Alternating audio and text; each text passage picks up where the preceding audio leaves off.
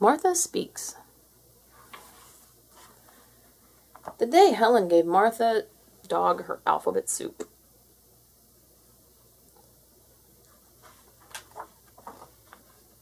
Something unusual happened. The letters in the soup went up to Martha's brain instead of down to her stomach. That evening, Martha spoke. "Isn't it time for my dinner?"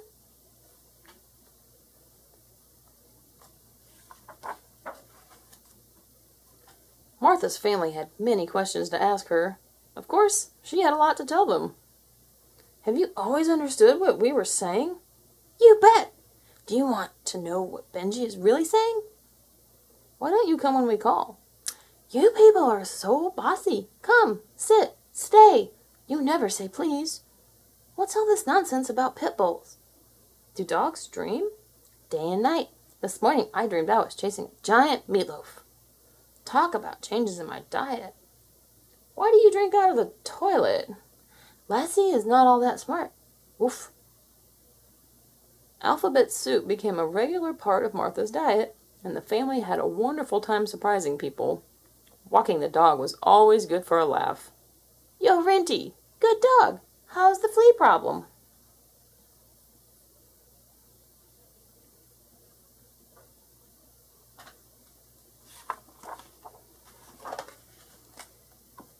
They ordered pizza from a different restaurant every night. "How much do I owe you?" They taught Martha how to use the phone. But this was a mistake. "Hello, Acme Meat Company? I'd like to make an order."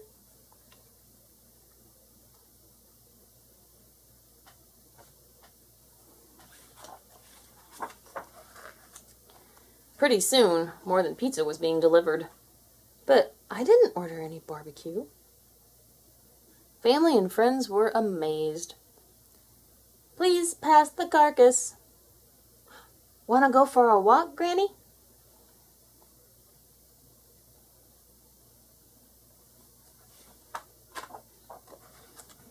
Although there were those who doubted. There is no such thing as a talking dog.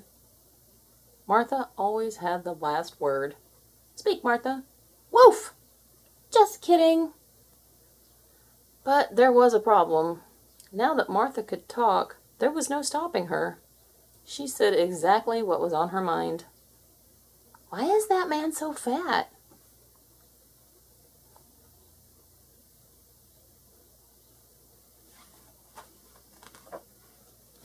She made embarrassing comments. "Mom said that fruitcake you sent wasn't fit for a dog, but I thought it was delicious." And she always told the truth. "Who did it?" "Helen did it." Occasionally, she wondered why her family was often mad at her.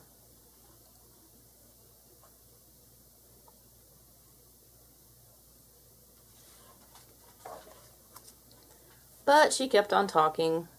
She talked through everyone's favorite TV shows. "I've seen this program. Want me to tell you what happens? The giant reptile did it. The little kitten gets blamed, but it's okay because Ninja Woman and Environman team up to save the little kitten and, of course, the world. And except her own." She talked while they were trying to read. "There's a poodle over on Circuit Street, and I'd really like to play with. He's small, but what a dog. And speaking of small, I'm sure you're all curious about the early days of my life."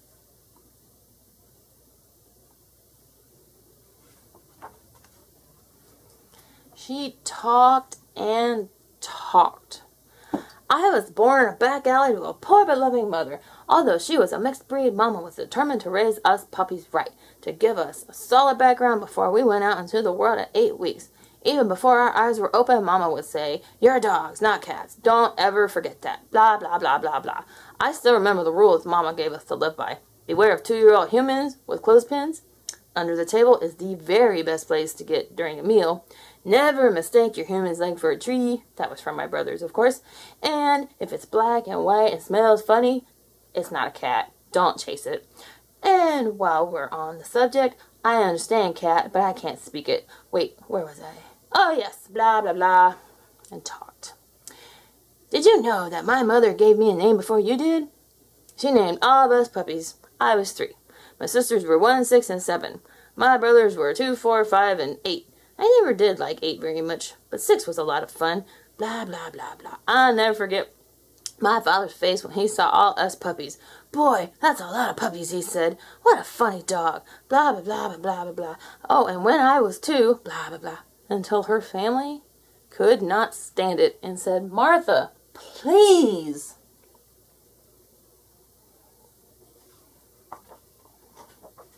Shut up. What's wrong? Asked Martha. You talk too much, yelled Father. You never stop, yelled Mother. Sometimes, said Helen, I wish you had never learned to talk. Martha was crushed.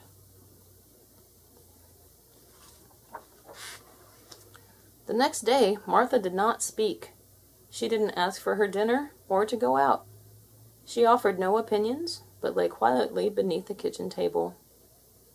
At first, her family enjoyed the silence, but after a while they became worried. What's the matter, Martha? Asked Helen. Martha didn't answer. Helen's father called the vet. There's something wrong with my dog, he said. She won't say a word. Is this some kind of a joke? Snapped the vet. Helen offered Martha bowl after bowl of alphabet soup, but Martha had lost her appetite for letters.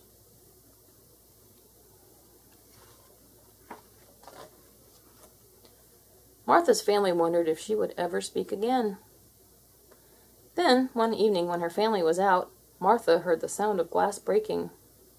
A burglar! She gasped. I better call the police. She carefully dialed 911.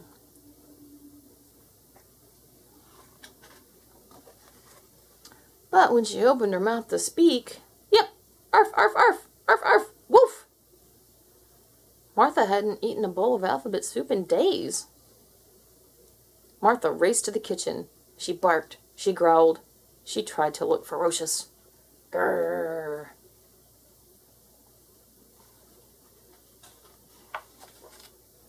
The burglar wasn't frightened.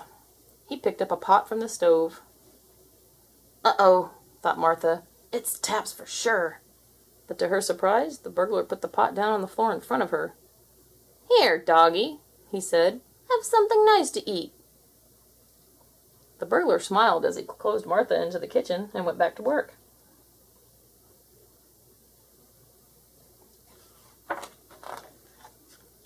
Dumb dog, he said. Lucky for me, you like alphabet soup. When Martha's family returned, they found the police removing the burglar from their house. How did you know he was robbing our house? Asked Helen. We got a call at the station, said the officer. Some lady named Martha.